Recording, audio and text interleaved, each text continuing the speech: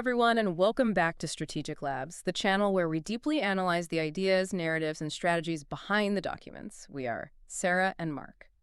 Today, we are going to dive into the material we have on the table. Before we start, please leave a like, share the episode, subscribe to the channel, and remember to check the description for the links to access the original material. Yeah, and today's analysis is, well, it's going to completely shatter how you view this topic. Completely. I want you to just imagine this for a second. Imagine you are a Colombian intelligence officer. The year is 1993. Right. You're sitting in this, cramped, dimly lit surveillance van. It's hot. And you are staring at a computer monitor that's just displaying a spectrogram. Just endless lines. Exactly. Yeah. You aren't looking for a gun. You aren't tracking a physical convoy. You are just listening to this seemingly endless, chaotic wall of radio static. And hidden deep inside the visual waveform of that static is the heavily encrypted voice of literally the most wanted man on Earth. That image right there, I mean, it perfectly encapsulates the reality we are exploring today. So we're looking at Edward H. Whitmore's 2026 book, Covert Operations Series, Colombia, Cartels, Guerrilla Warfare, and the Intelligence Operations Behind a Nation's Shadow Conflict. It's a massive title, but a brilliant book. It really is. And, the central premise of Whitmore's work is that basically everything you might think you know about this era, from popular culture, The movies, the shows. right, the chaotic street shootouts, the whole rogue cowboy narrative, that simplistic good versus evil framing. Yeah. Whitmore argues that is largely a myth, like a total fabrication of the headlines. So we are moving past those sensational headlines today to reveal what was actually a highly sophisticated, decades-long shadow war. A war driven almost entirely by signals intelligence, deep cover espionage, and incredibly complex hybrid tactics. Yeah. So what does this all mean for you listening right now? Well, it means that to understand this conflict, and frankly, to understand the architecture of modern hybrid warfare globally, we have to look at the invisible connective tissue. Exactly. Whitmore's central thesis is that the Colombian conflict was, it was never a simple war on drugs. No, not at all. It was never a binary battle between the state and a single enemy. He describes it as this sprawling, overlapping labyrinth. Labyrinth is the perfect word for it. You have FARC guerrillas, you have the AUC paramilitaries, various heavily armed cartels, and then the state security forces, right? Yeah. And they are all functioning as interconnected nodes. Yeah, and because it is this labyrinth, the traditional metrics of war are just utterly useless here. Right, like body counts or whatever. Exactly. You can't measure success by, front lines moving on a map. You can't measure it by territory gained or traditional casualty counts. So Whitmore introduces this concept of overlapping battlefields. And to really wrap your head around what that means, we need to look at a highly specific date he outlines, April 17th, 1991. Yes. Let's dive right into that day because it paints such a terrifyingly complex picture. It really does. So imagine the early hours of the morning. Deep in the dense jungle outskirts of San Vicente del Caguán, you have a meticulously planned Colombian National Police Intelligence team. Just moving silently through the thickets. Exactly. Their target is a mid-level FARC commander who they suspect coordinated an ambush on a military convoy just days before. And this is a highly delicate operation. Oh, incredibly delicate. One snap twig, one misstep, and they are exposed to swift retaliation from these deeply entrenched guerrillas. In a terrain the guerrillas know intimately, by the way. Right, so that's happening there. Right.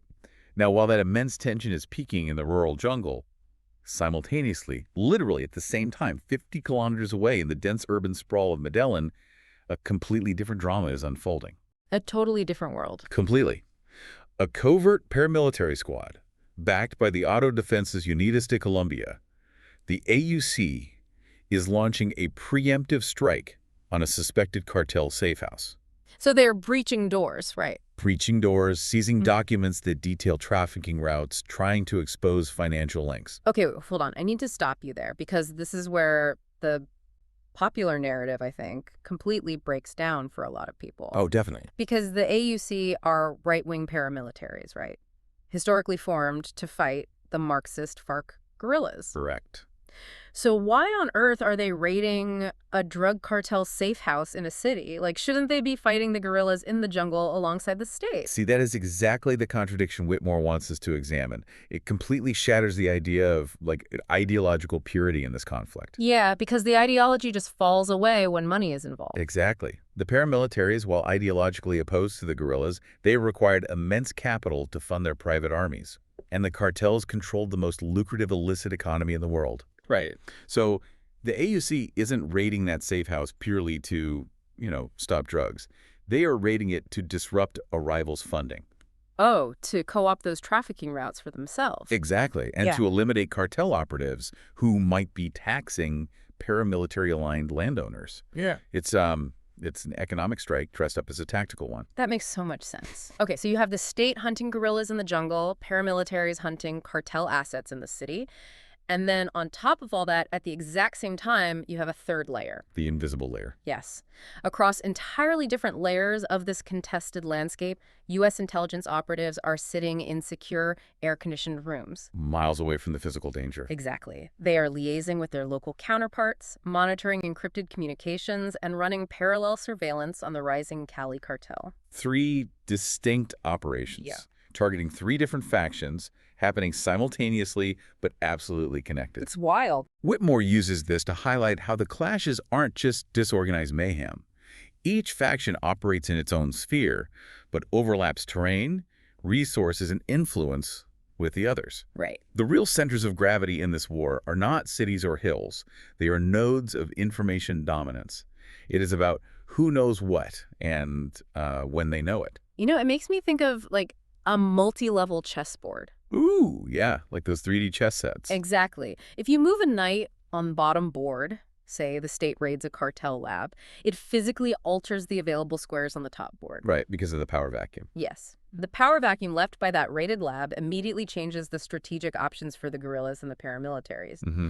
But, this raises a huge question. If all these factions are so deeply intertwined, if hitting a cartel inadvertently opens a lucrative smuggling route for a paramilitary group, can the state ever truly isolate just one enemy without helping another? That's the big question, right? And the short answer is no. Yeah. No, and that is the defining paradox of this hybrid war. Whitmore actually describes it as a dissonant orchestra of violence, information, and power. A dissonant orchestra. That's a great phrase. It really captures it. Fractures in one sphere reverberate across all the others. Like when state-backed intelligence operations target a cartel network and successfully disrupt their funding flows, it causes violent splintering within those gangs. Right. They turn on each other. Exactly. And that power vacuum shifts the smuggling routes. Those new roads might then be co-opted by the FARC to fund their insurgency, or, on the flip side, by the AUC to fund their counterinsurgency. So it's an incredibly reactive ecosystem. Highly reactive. The state institutions are grappling with this tangled mess using an intelligence system that's just stretched across the national police, military intelligence, and these embedded U.S. collaborators. Without bowling from all sides. They are trying to dismantle networks across all these factions, knowing that every single intercepted message or arrested courier alters the balance of the entire battlefield. Precisely. Yeah. And, to understand how this intricate intelligence ecosystem even came to exist, how the state learned to fight on this multi-level chessboard in the first place, we have to look back at the architects who first forced the state to adapt. Right. We have to go back to the beginning. Yeah. We have to examine the Medellin cartel and specifically how Pablo Escobar built a network that functioned less like a street gang and more like, a highly disciplined logistics and intelligence agency. And that requires a massive mental shift because we usually think of Escobar's operations as just brute thuggery, right? Exactly, the Hollywood version. Yeah, just raw, terrifying violence and intimidation, plomo a plata. But Whitmore details their early operations, like the 1979 Barranquilla port smuggling runs. Yeah. And he frames them as absolute logistical marvels that rivaled multinational corporations. It's true. To understand the genius of those 1979 operations, you really have to picture what the port of Barranquilla looked like back then. Just organized chaos, I'm assuming. Completely. This was a chaotic hub of legitimate commerce relying entirely on paper manifests, carbon copies, and this massive, slow, physical bureaucracy. Oh, man, the paperwork must have been endless. Right. And Escobar's network exploited the analog nature of this system brilliantly. They didn't just smash their way through customs with guns blazing. They utilized strict compartmentalization. Okay, let's unpack compartmentalization for a second because it's a foundational intelligence concept. Yeah, it is. How do they actually apply it to moving cargo at a port? So it means that local commanders controlled specific, isolated nodes of the smuggling route, operating on a strict need-to-know basis. Right, so nobody has the whole picture. Exactly. The truck driver bringing the goods to the port had absolutely no idea what ship it was going on. Wow. The crane operator loading the ship didn't know who the truck driver was. They just knew their one specific task. And they used complex decoy tactics, too. What kind of decoys? They would mislabel containers with banal goods, say, industrial textiles, and intentionally deliver them to poorly guarded warehouses. Intentionally? Why? To draw the attention of the DEA and corrupt Colombian police who were specifically looking for a bust or a bribe. Oh, wow. So they serve up a sacrificial lamb. Yep. The authorities, they pat themselves on the back for a successful bust. They do a press conference. Exactly. They get their headlines. And meanwhile, the real shipments are moving completely unseen on the other side of the pier under the guise of, like, heavy machinery parts. You nailed it. And the communications securing this logistics chain was vastly ahead of its time. How so? By the late 1970s and early 80s, their couriers were utilizing frequency-hopping radios to avoid interception. Wait. Frequency hopping radios? Yeah. In the late 70s? How does that even work practically for a smuggling ring? I mean, where do they even get that? It's wild, right? It's a technology originally developed for the military. Right. Instead of transmitting a voice signal on one continuous radio frequency, which, is very easy for law enforcement to just tune into and record, the radio constantly changes frequencies. It's hopping around. Yes, hopping across the spectrum dozens of times a second based on a shared cryptographic seed. So unless the receiver's radio knows the exact mathematical sequence of the hops... Exactly. Anyone trying to listen in just hears brief, meaningless blips of static. That is staggering for a criminal enterprise at that time. Like, they were operating on a military level. Completely. They also had inside contacts and police intelligence giving them tip-offs about patrol patterns. It wasn't just moving drugs. It was a shadow war of evasion. Yeah. The cartel's internal security was merciless in protecting this architecture, too. I can imagine. It was a decentralized network with centralized control. They segmented massive shipments into smaller loads over multiple redundant routes. So if one gets caught, it's not the end of the world. Right. If the police intercepted one truck in Miami, the overall cargo loss to the organization was contained. Furthermore, the cartel's own internal intelligence units monitored these losses to rapidly adjust their strategies. It's remarkably similar to modern distributed cloud computing, if you think about it. Oh, that's a great analogy. Yeah, think about how Netflix works. If a server goes down in New York, the system doesn't just crash. Right, you don't lose your movie. Exactly. It just seamlessly reroutes your video stream to a server in Ohio without you ever noticing. Escobar's network was designed so that a DEA bust in Miami instantly triggered a reroute through the Bahamas without a single missed delivery. It was incredibly resilient. But, as we know, the Medellin cartel didn't stay quiet and hidden forever. No, they definitely did not. They eventually pivoted to asymmetric urban warfare. And Whitmore's account of the bombing of Justice is absolutely chilling. It really is. It was a pivotal escalation that changed the nature of the conflict entirely.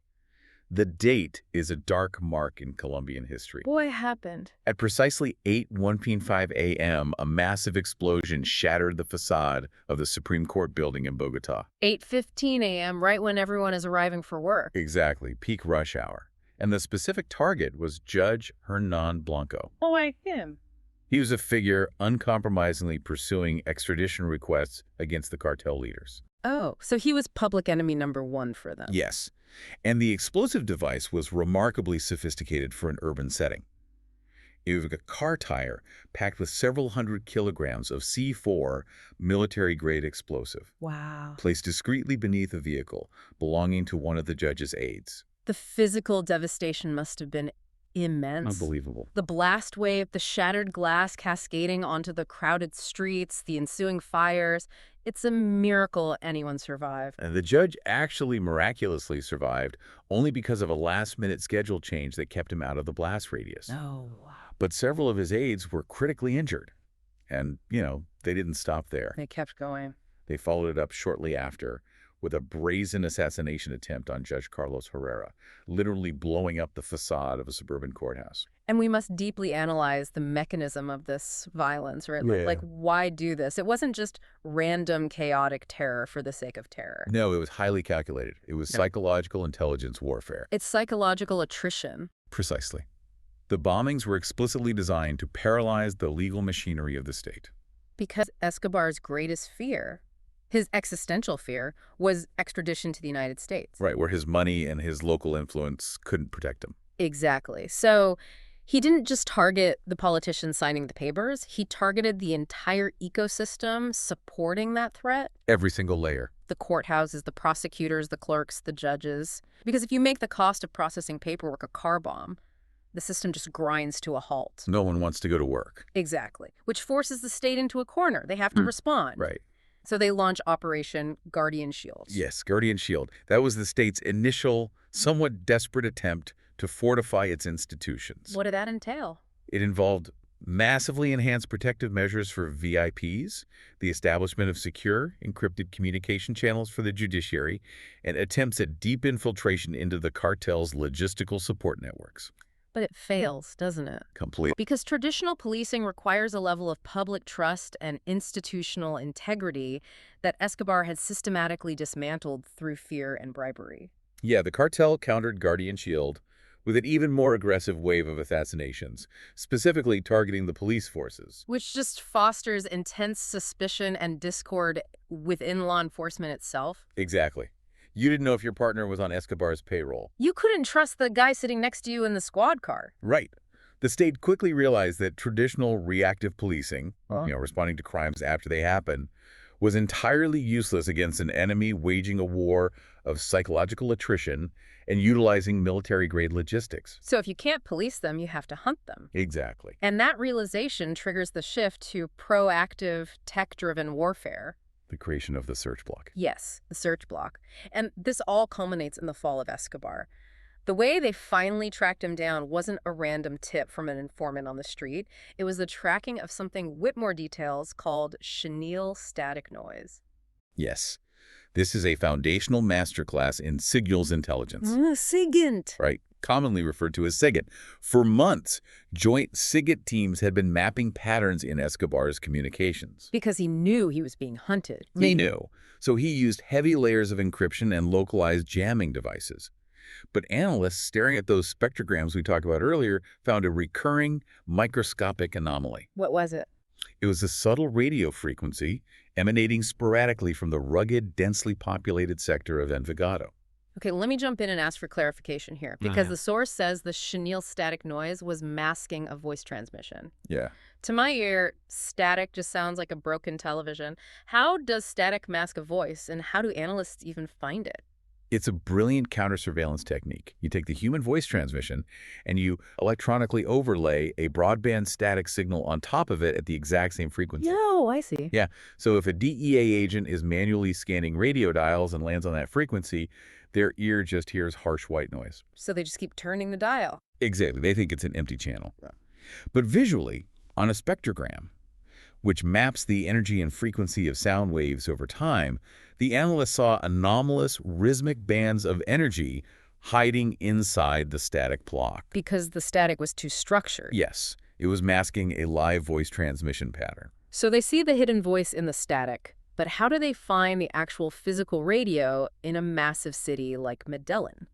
Through an incredibly complex application of Doppler shifts and advanced localization software developed with U.S. defense contractors. Wait, Doppler shifts, like how an ambulance siren changes pitch as it drives past you? Exactly the same principle, but applied to radio waves. That's just wild. By analyzing the minute frequency shifts as the radio signal bounced off moving objects and atmospheric layers, and by using multiple receiver stations across the city to triangulate the exact timing of the signal's arrival at each station, they could draw an intersecting grid. It's like throwing a net over the city. Right. They isolated a unique microscopic modulation frequency that was specific to the physical hardware of his handheld radio. Oh, so it wasn't just the transmission, it was the actual device itself. Yes.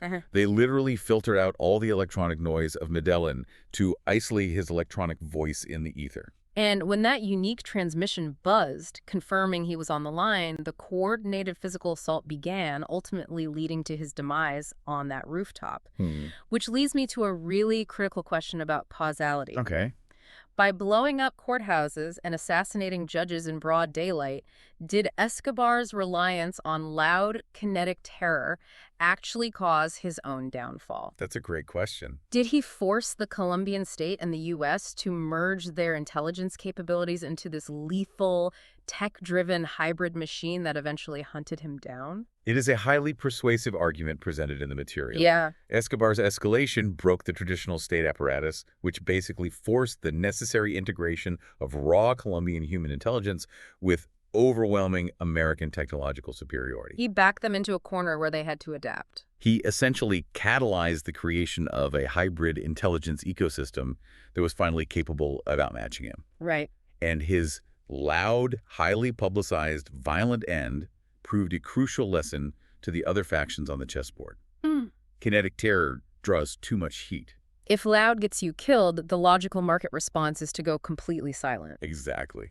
Which brings us to the next evolution of the conflict, the Cali cartel. Yes. They watched Escobar's flaming demise and essentially decided to trade car bombs for corporate espionage. That is the perfect way to frame it. The rise of the Cali cartel represents a fundamental doctrinal shift to what Whitmore calls quiet interception. Quiet interception. They actively avoided public conflagrations. They didn't want to be on the front page of the newspaper. They wanted to be invisible. Right.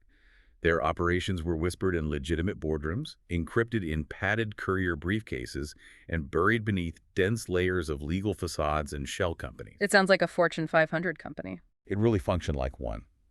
They relied on immense data gathering, systemic bribery, and the silent, invisible elimination of threats rather than public executions. Whitmore details an incredible operation that perfectly encapsulates this era. Oh, the Soacha raid. Yes, the 23.30 arrest of Javier El Silencio Camacho in the city of Soacha. It is the exact opposite of the chaotic shootouts we associate with the Escobar era. It really is. So El Silencio was a shadowy, high-level logistics figure in a newly established trafficking cell tied to the fractured remains of the Cali cartel. Right.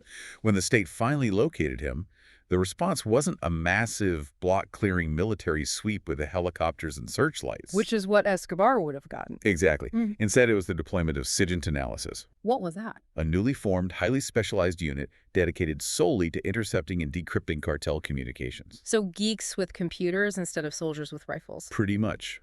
They intercepted a seemingly innocuous satellite phone call between El Silencio and an associate located in Panama. And what were they talking about? To anyone listening casually, they were just discussing real estate investment. Right, very boring stuff. But the analysts deciphered coded references hidden inside the mundane economic jargon. They realized acreage meant kilos, and closing dates meant shipping windows. Oh, wow, so they broke the code. Yeah, that linguistic breakthrough led them to pinpoint the safe house in Soacha. And then what happened? They moved in like shadows. No massive firefight, just a surgical extraction at 11:30 p.m. Incredible. And the true prize of that silent raid wasn't just the man himself, right? No, it was what he had on him. Upon capture, El Silencio was carrying a single micro SD card. Just a tiny piece of plastic. Exactly. It contained fragments of operational data, deeply encrypted in a proprietary algorithm. Okay, how do we even begin to crack a proprietary algorithm on a secure card in the 1990s? That sounds impossible. It requires immense computational brute force and cryptanalysis. SIGINT analysis spent weeks feeding the encrypted data through supercomputers. Yeah, looking for mathematical flaws in the code and cross-referencing the encrypted strings with the economic jargon they had recorded from his phone calls. That is painstaking work. But when they finally broke it, it revealed a treasure trove. What did they find? It wasn't just shipping routes. It exposed the cartel's financiers, their corrupt bankers, and their hidden collaborators operating within the legal economy. Oh, it gave them the whole network. Yes. This triggered a massive, silent cascade of financial operations against their money laundering fronts. It's a massive technological leap for law enforcement. Truly. But, here is the dissonance. While this high-tech, quiet, almost corporate war is happening in the cities, the rural areas of Colombia are experiencing a brutal, highly kinetic evolution of hybrid warfare. Yeah, the contrast is stark. The lines between the factions become completely blurred out there. let's shift our focus to Operation Silent Convergence, which took place on November 15, 1991 in Dos Quebradas. This operation perfectly illustrates the terrifying reality of the overlapping battlefields we discussed earlier. Yes, exactly. So a joint Colombian National Police and Military Intelligence team flying in a UH-60 Black Hawk helicopter targets a mobile logistics hub hidden deep in a jungle ravine. Okay. But as they approach, intelligence reveals that this hub isn't just one isolated group, it's a confluence of multiple threats. Paint the picture for us. Imagine being in that helicopter. Right, imagine it. It's 2:3 in the morning, pitch black outside. You are looking at an infrared screen, which, shows heat signatures as glowing white figures against the cool, dark background of the jungle. And the operators see 15 armed men below, but it's a mix. It's a complete mix. You have FARC guerrilla commanders orchestrating defensive ambushes. You have cartel couriers frantically trying to secure cocaine shipments. And you have paramilitary enforcers acting as protection and intelligence assets. They are all operating within the exact same perimeter. And while the Black Hawk approaches the target zone, cyber intelligence operatives stationed on the fringes of Dos Quebradas are decrypting suspect radio chatter in real time. Wow, so the intelligence is flowing while the choppers are in the air. Exactly. And they realize a clandestine paramilitary presence is actively coordinating with the cartel cell using fast-frequency hopping protocols, similar to what Escobar used.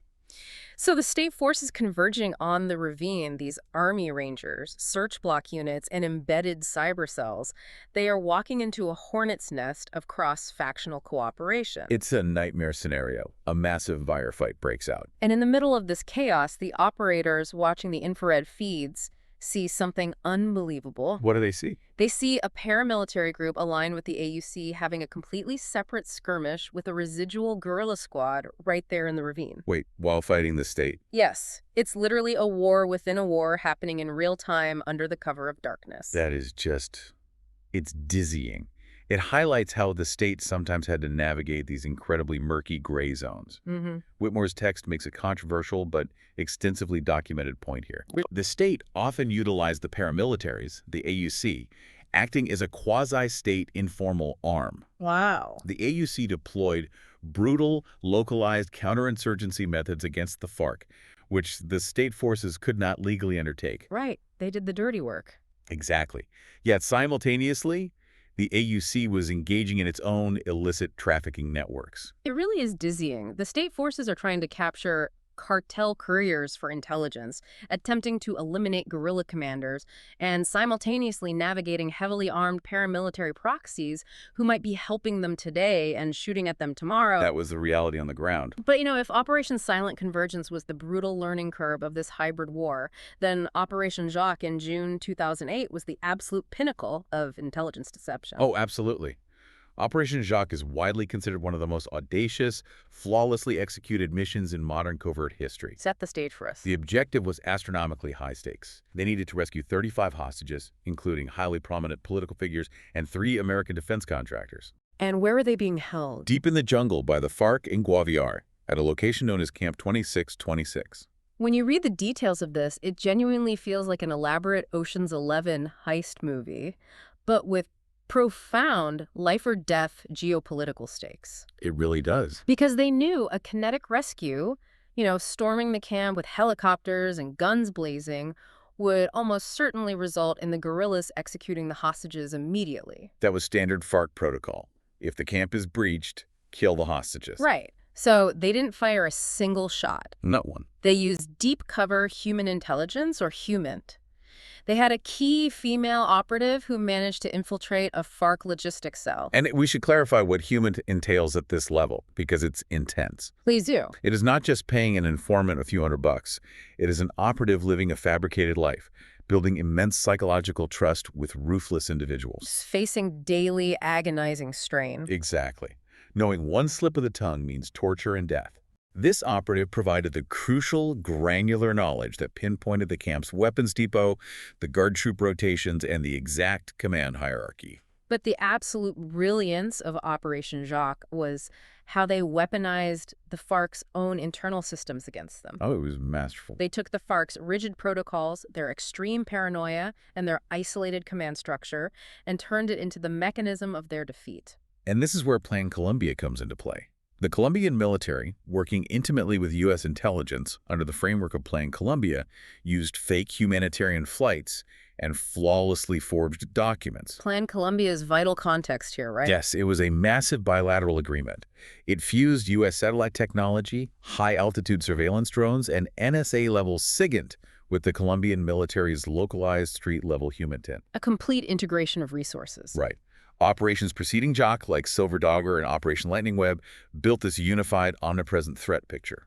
But JOC took all that data and used it for pure psychological manipulation. They engaged in what is called black propaganda. Yes. They intercepted the FARC's highly secure communications and actually began impersonating senior FARC commanders. They sent encrypted messages down the chain of command, ordering the local FARC units holding the hostages to prepare them for a transfer. They made the guards believe they were handing the hostages over to a friendly international left-wing NGO for relocation. It's incredible. In reality, that NGO was a disguised Colombian intelligence team flying a painted helicopter. They landed the helicopter right in the FARC camp. The disguised intelligence officers, unarmed, convinced the heavily armed FARC guards to load the hostages onto the aircraft. Unarmed. The nerve that takes. Unbelievable nerve. They even convinced the local FARC commander to board the helicopter to accompany the transfer. And once the doors close... Once airborne, they immediately overpowered the commander, announced they were the National Army, and rescued all 35 hostages without a single casualty. Operation JOC proved definitively that modern wars against entrenched networks could be won with profound deception rather than kinetic destruction. It is an absolute masterpiece of strategic deception. But I have to push back here and ask you to weigh in on something the source material forces us to confront. Yeah. When state intelligence agencies become this deeply embedded in deception, in utilizing black propaganda, in forging documents, and as we saw earlier, in navigating proxy warfare with brutal groups like the AUC, does the state risk adopting the very hybrid, morally gray tactics of the criminal organizations they are trying to defeat? That is the central philosophical core of Whitmore's analysis. The tough question. It is. If we look neutrally at the events detailed in the text, the state had to navigate extreme moral and operational ambiguity just to survive the threat. The paramilitaries, functioning as extensions of a shadow apparatus, did gain critical footholds against the guerrillas.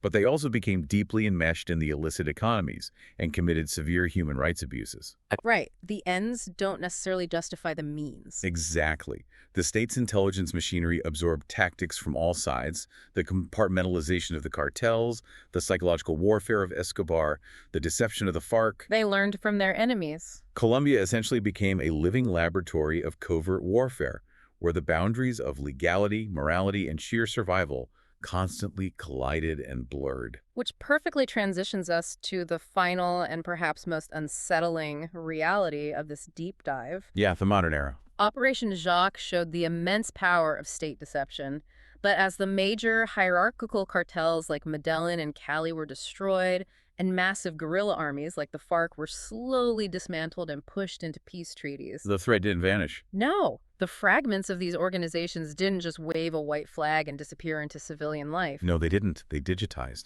Whitmore's concluding premise is incredibly stark. He says, wars end on paper. It's a haunting line. It is. Treaties, demobilizations, and grand peace accords are often just exercises in public relations. Exactly. The physical, kinetic war of the 1980s and 90s, the car bombs, the massive jungle camps, that war is fading. But the intelligence war is permanent. Permanent.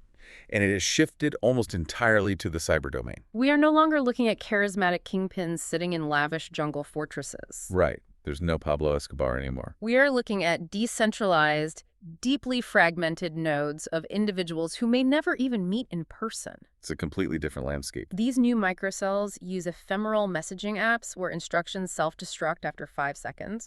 They route their communications through heavily layered VPNs and bounce their signals across global servers. They are completely amorphous. And this shift has profound implications for how security is managed globally. How so? Well, in a traditional hierarchical war, decapitation strategies are highly effective.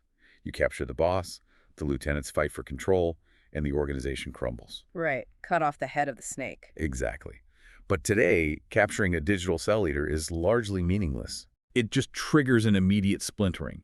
Intelligence agencies now face a fundamentally different problem: Which is? data saturation. They are drowning in an overwhelming volume of digital noise. The source outlines future threats that genuinely sound like science fiction, but they are happening right now. Oh, absolutely. We are talking about AI-driven autonomous drones utilized for localized assassination. Terrifying. We are looking at deepfake disinformation campaigns specifically designed to ruin political will and manipulate elections before a single bullet is even fired. Yeah, the warfare is entirely psychological now. We are seeing cyber operations that don't even bother intercepting the content of a phone call. They don't need to hear the words. Exactly. They just scrape the metadata. Metadata scraping is a terrifyingly efficient tool. How does it work in practice? You don't need to know what two people are saying. If the algorithm detects that a burner phone in a suspected smuggling zone pinged a cell tower, and 2 minutes later, a known, corrupt customs official's phone pinged a tower near the port, Oh, I see. the AI just flags the anomaly. The battlefield has moved entirely from the physical canopy of the jungle to the ethereal, invisible spaces of cyberspace. Wow. Hybrid gangs of hackers now embed themselves directly within the infrastructure of telecommunications companies just to access routing information. So they are inside the walls. Exactly. State intelligence is forced to deploy advanced machine learning algorithms simply to detect these microscopic anomalies in the data stream. You know, it's like trying to fight a digital virus that constantly, aggressively mutates its own code. That's a perfect analogy. You spend billions developing a vaccine for one specific strain of a cartel, and the moment you deploy it, the network immediately fragments into 10 new, highly encrypted versions. Exactly. It's an endless game of whack-a-mole, but in cyberspace. It really leaves me with a profound, almost unsettling question for you, the listener, to really think about. What's that? If the fundamental nature of war has evolved into this invisible, endless flow of encrypted data, AI deepfakes, and subtle cyber influence, how will we even know when we are actually at peace? That is the ultimate takeaway of Whitmore's work. It really makes you wonder. The official conclusions of conflicts, the handshakes and the signed papers for the cameras, are often just strategic veils. Just theater. Right. The underlying intelligence wars persist indefinitely. They are constantly shaping public perception, disrupting socioeconomic stability behind the scenes, and fiercely fighting for narrative dominance. The absolute control of information is the ultimate weapon of the 21st century. Well, we've covered an incredible amount of ground today. We really have. We started with the physical, explosive violence, the concept of the multi-level chessboard, the brilliant but dark logistics of the Barranquilla smuggling runs, and the brutal psychological attrition of Medellin cartel's bombings. Right, and we meticulously traced the evolution of the conflict through the Cali cartel's shift toward quiet corporate interceptions. Navigated the incredibly murky blurring of lines with the AUC paramilitaries and FARC guerrillas in the jungle ravines, all the way to the absolute pinnacle of strategic deception with Operation Jacques. And finally, we arrived at the invisible, permanent, and constantly shifting cyber wars of tomorrow. It's a lot to process. It is. And here is a final thought for you to mull over as we close. Yeah. If Colombia served as the world's beta testing laboratory for hybrid, intelligence-driven warfare over the last 40 years, then the covert tactics developed in those humid jungles and dense city streets aren't just historical footnotes. Not at all. They are the exact living blueprints currently shaping the global conflicts happening right now in our own digital backyards. The Shadow War never truly ended. It merely changed its underlying code. We've reached the end of this analysis. If this episode added value to your day, please leave a like, share it, and subscribe to Strategic Labs so we can keep deconstructing narratives. Remember to check the video description. See you in the next analysis.